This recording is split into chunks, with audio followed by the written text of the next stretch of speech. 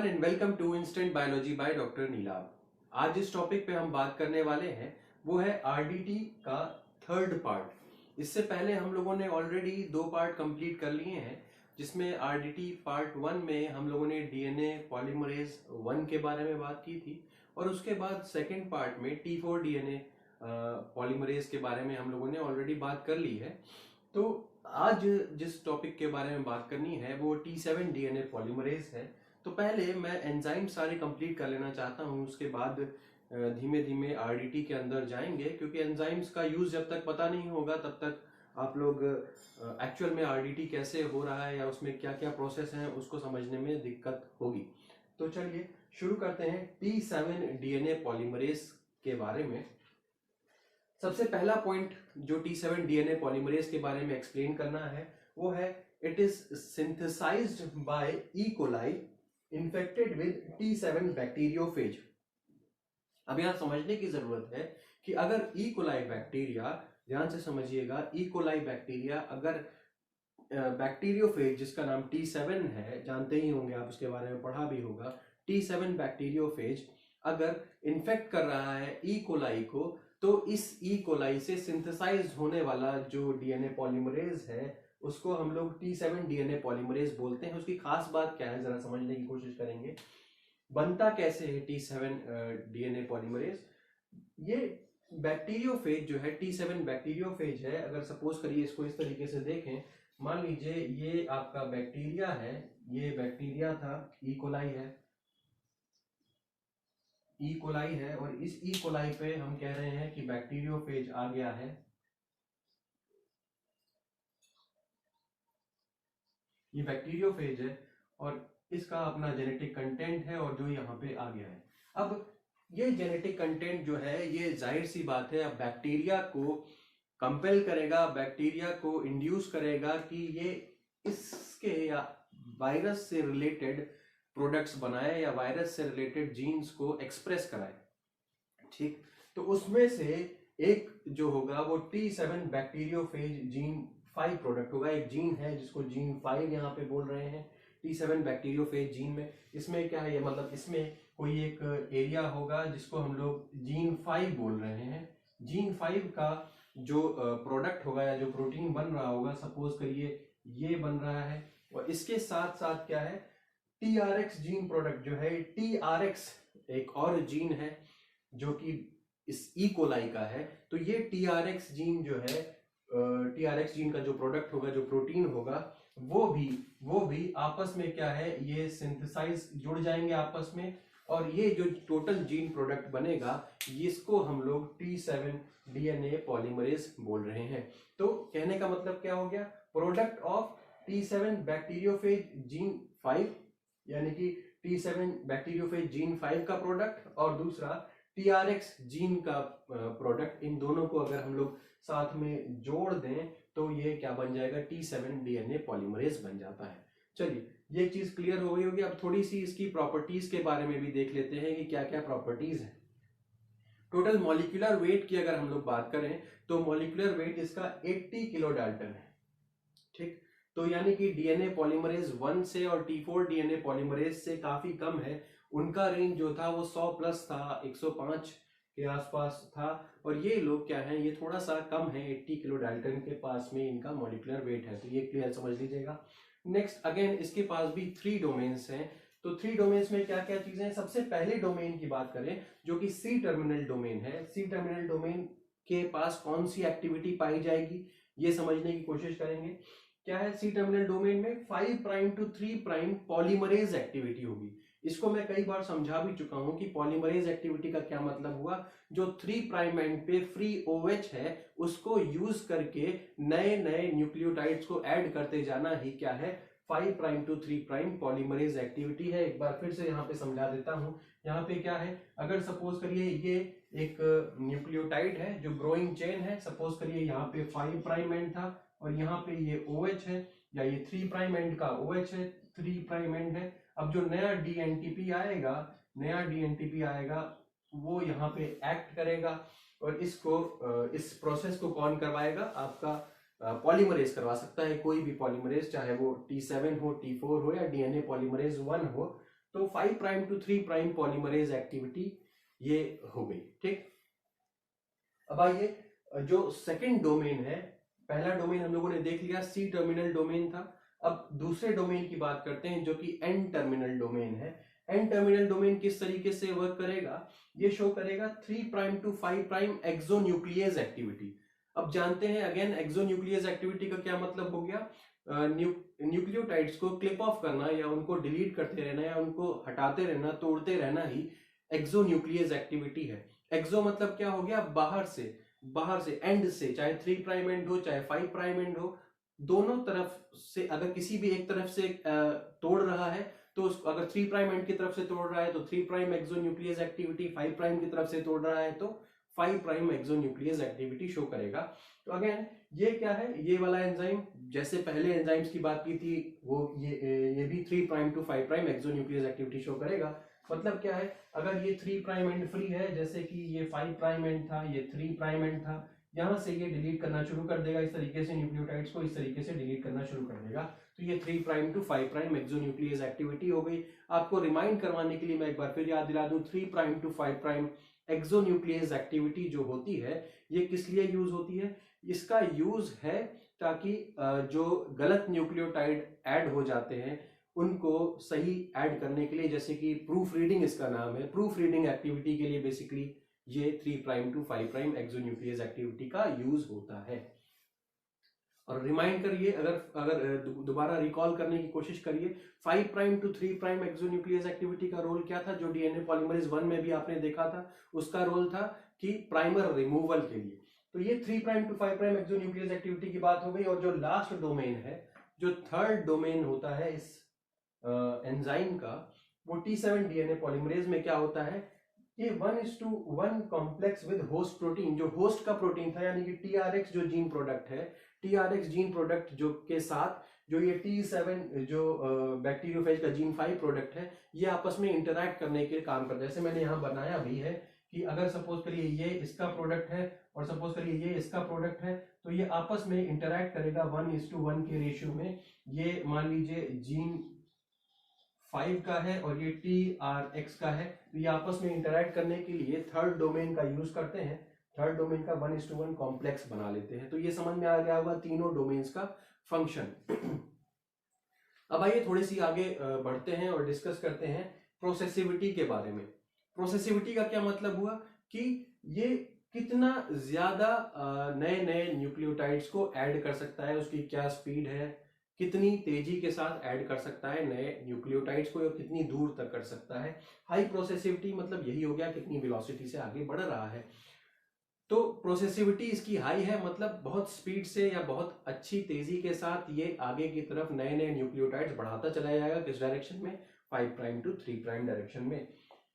अगर इसको किसी एंजाइम के साथ आपको कंपेयर करना हो तो वो क्लेनाउ फ्रैगमेंट होगा। हम लोगों ने क्लेनाउ फ्रैगमेंट के बारे में बात भी की थी, और T4 डीएनए पॉलीमरेज के साथ भी इसको कंपेयर कर सकते हैं। क्लेनाउ फ्रैगमेंट या T4 डीएनए पॉलीमरेज में आपको याद होगा हम लोगों ने कहा था उनके पास दो एक्टिविटी पाई जाती है, एक 5 prime to 3 prime polymerase activity और दूसरी 3 prime to 5 prime exonuclease activity.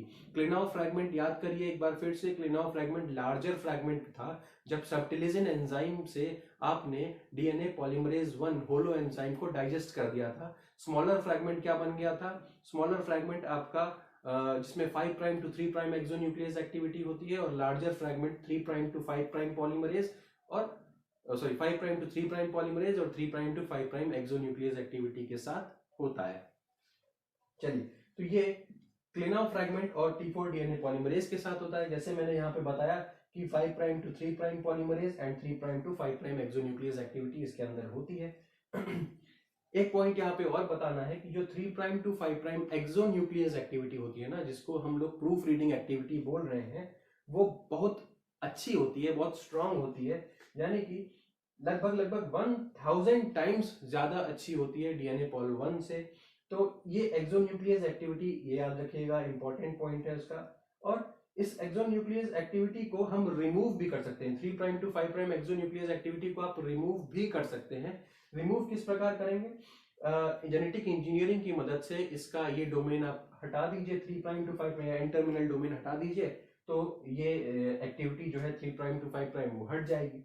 जब आप इस तरीके की एक्टिविटी को रिमूव कर देते हैं तो उस एंजाइम का नाम क्या, किस नाम से वो मार्केट में मिलता है, इसको बोलते हैं सीक्वेनेज 1 और सीक्वेनेज 2। ये इनका यूज कहाँ है? इनका यूज होता है डीएनए सीक्वेंसिंग में। तो अगर आपने 3 prime to 5 prime exonuclease activity याद रखिए रिमूव कर दी, तो किस ब्रांड नेम से लिखते हैं? सीक्वेनेज 1.0, सीक्वेनेज 2.0। और यूज कहाँ है जी? डीएनए सीक्वेंसिंग के अंदर इसका यूज है। तो इतनी चीजें क्लियर हो गई होंगी T7 डीएनए पॉलीमरेज के बारे में। अब आगे बढ़ते हैं। दूसरा एंजाइम जो हमें आज की क्लास में लेना है वो है क्या? Taq polymerase. हम लोग सब जानते हैं टैक पॉलीमरेज के बारे में। जिन जिन लोगों ने पीसीआर किया होगा उन्होंने तो हैंडल भी किया होगा इसको। पीसीआर या पॉलीमरेज चेन रिएक्शन के अंदर इस एंजाइम का बहुत ज्यादा बड़ा योगदान है। जब कैरी मुलर साहब जिन्होंने पीसीआर को बनाया, तो उन्होंने जब वो डिस्कवर कर रहे थे या उन्होंने जब काम करना शुरू किया तो उन्हें अंदाजा हुआ कि पॉलीमरेज चेन रिएक्शन के अंदर एक ऐसे एंजाइम की हमें आवश्यकता पड़ेगी जो हाई टेम्परेचर पे काम कर सके। ऐसा क्यों था? क्योंकि इसमें हमें स्ट्रैंड्स को डीनेचर करना होता है। एक स्ट्रैंड और दूसरा स्ट्रैंड जो है वो हाइड्रोजन बॉन्डिंग के साथ एक दूसरे से लिंक्ड है। एडेनिन थाइमिन के साथ डबल बॉन्ड, गुआनिन साइटोसिन के साथ ट्रिपल बॉन्ड के साथ लिंक्ड है। अब अगर हमें रेप्लिकेशन करवाना है या हमें कॉपीज बनानी है, एम्प्लीफिकेशन करवाना है, तो आपको दोनों स्ट्रैंड्स को तोड़ना पड़ेगा। बीच में जो हाइड्रोजन बॉन्डिंग है इसको तोड़ना पड़ेगा। इस प्रोसेस को कहते क्या है? डीनेचुरेशन। तो इस डीनेचुरेशन के प्रोसेस में टेम्परेचर जो है वो बहुत अधिक चाहिए होता है, हाई चाहिए होता है। 90 डिग्री के आसपास का टेम्परेचर यहाँ चाहिए होता है। तो जब साइंटिस्ट ने इस पे काम करना शुरू किया तो उन्हें अंदाजा हुआ कि हाई टेम्परेचर चाहिए यहाँ पे। अब जब हाई टेम्परेचर की रिक्वायरमेंट है तो हमें ऐसा एंजाइम चाहिए होगा जो इस हाई टेम्परेचर को सस्टेन कर सके। जो नॉर्मल हमारा डीएनए पॉलीमरेज है वो क्या है? वो 40-45 डिग्री सेंटीग्रेड पे जाकर के काम करना बंद कर देगा। क्यों? क्योंकि वो थर्मोलेबाइल है, ज्यादा टेम्परेचर पे काम कर नहीं सकता, टूट जाएगा, खत्म हो जाएगा। इसीलिए जब सर्च किया गया तो पाया गया कि हमें एक ऐसे बैक्टीरिया की आवश्यकता, हमें एक ऐसा बैक्टीरिया मिला जो कि हाई टेम्परेचर पे सरवाइव कर सकता था। ठीक, तो ऐसे एक ऐसा बैक्टीरिया मिला, नाम था थर्मस एक्वेटिकस। ठीक है, अभी उसके बारे में भी बात करेंगे। तो वहां से जो डीएनए पॉलीमरेज निकाला गया उसको बोलते हैं टैक पॉलीमरेज, क्योंकि वो थर्मस एक्वेटिकस से निकाला गया। चलिए देखते हैं, इसको डिस्कस करते हैं। तो ये क्या है जी? ये थर्मोस्टेबल पॉलीमरेज है, थर्मोस्टेबल डीएनए पॉलीमरेज 1। होता बिल्कुल डीएनए पॉलीमरेज 1 के जैसे ही है, और बट एक्चुअल में ये थर्मोस्टेबल होता है। थर्मोस्टेबल मतलब बहुत हाई टेम्परेचर पे जाएंगे तब पर भी ये टूटेगा नहीं, ये जैसे का तैसा बना रहेगा और काम करता रहेगा। डीएनए पॉलीमरेज 1 के बारे में हम लोगों ने पहले ही एक लेक्चर बनाया था, उसमें कहा था कि 3 एक्टिविटी पाई जा रही है। 5 prime to 3 prime polymerase, 3 prime to 5 prime exonuclease और 5 प्राइम टू 3 प्राइम एक्सोन्यूक्लियस। ये तीनों एक्टिविटीज। इसके अलावा आरएनएज एच एक्टिविटी भी पाई जा रही थी, वहां पे हम लोगों ने देखा था। और अगर आपने नहीं पढ़ा हो तो मैंने पढ़ा भी है एक जगह और देखा भी है कि डीएनए पॉलीमरेज 1 में रिवर्स ट्रांसक्रिप्टेज एक्टिविटी भी होती है। तो ये भी आप नोट कर सकते हैं अपने नोट्स में, उसके अंदर रिवर्स ट्रांसक्रिप्टेज एक्टिविटी भी होती है, apart from those 4 activities that I have already describe to you. तो थर्मोस्टेबल डीएनए पॉलीमरेज 1 हो गया। अब कहां से मिलता है ये हमने मेंशन कर दिया, थर्मस एक्वेटिकस। थर्मस एक्वेटिकस जैसे बताया बैक्टीरिया है और ये हाई टेम्परेचर्स पे रहता है। अब थर्मस का टी यूज कर लीजिए, थर्मस का टी और एक्वेटिकस का AQ, तो ये क्या हो गया? टैक। क्योंकि पॉलीमरेज की तरीके से काम करता है इसीलिए आप इसके आगे टैक पॉलीमरेज लिख देते हैं, टैक पॉलीमरेज लिख देते हैं। यूज कहां है सबसे ज्यादा? अगेन पॉलीमरेज चेन रिएक्शन के अंदर या पीसीआर के अंदर सबसे अधिक इसका यूज है। किस टेम्परेचर पे सबसे अच्छी तरीके से काम कर सकता है? तो याद रखिएगा, optimum temperature of functioning 75 degree से 80 डिग्री सेंटीग्रेड तक ये आराम से काम कर सकता है। ऑप्टिमम मतलब जहां पे इसकी एफिशिएंसी सबसे अधिक होगी, तो 75 degree centigrade to 80 degree centigrade पे आराम से काम करता है। अब मान लीजिए आपने टेम्परेचर थोड़ा सा और बढ़ाया, कुछ रिएक्शन में स्पेसिफिसिटी के लिए आप टेम्परेचर बढ़ा के रखते हैं। तो वो अगर आपने मेरे डीएनए या पीसीआर के वेरिएशंस के ऊपर या पीसीआर का जो नॉर्मल जो ओरिजिनल लेक्चर है वो आपने अगर नहीं देखा है तो वो जाकर के देख लीजिए, उसमें आपको क्लियर कट समझ में आएगा स्पेसिफिसिटी का क्यों जरूरत है और स्पेसिफिसिटी मेंटेन करने के लिए क्या करना पड़ता है। तो अब अगर टेम्परेचर हम बढ़ाते हैं जैसे 92.5 डिग्री सेंटीग्रेड, तब पर भी हमारा एंजाइम जो है वो इंटैक्ट रहता है। उसका हाफ लाइफ जो है वो 2 घंटे से अधिक है एट 92.5 डिग्री सेंटीग्रेड। मतलब 2 घंटे तक 92.5 डिग्री सेंटीग्रेड पे भी इसका कुछ होने वाला नहीं है। अब अगर आपने टेम्परेचर थोड़ा सा और बढ़ा दिया, 92.5 डिग्री सेंटीग्रेड से बढ़ा के 95 डिग्री सेंटीग्रेड तक आ गया और टेम्परेचर बढ़ गया, तब भी ये 40 मिनट तक आराम से सही रह सकता है। और बढ़ा दीजिए 97.5 डिग्री सेंटीग्रेड, 9 मिनट तक रह सकता है। अब ये देख रहे हैं, मतलब आप रीच कर रहे हैं लगभग 100 डिग्री सेंटीग्रेड तक, तब पर भी आपका एंजाइम जो है वो काम कर रहा है, डीनेचर नहीं हो रहा। फिर आते हैं इसकी स्पीड के ऊपर, कितनी स्पीड से ये काम करता है।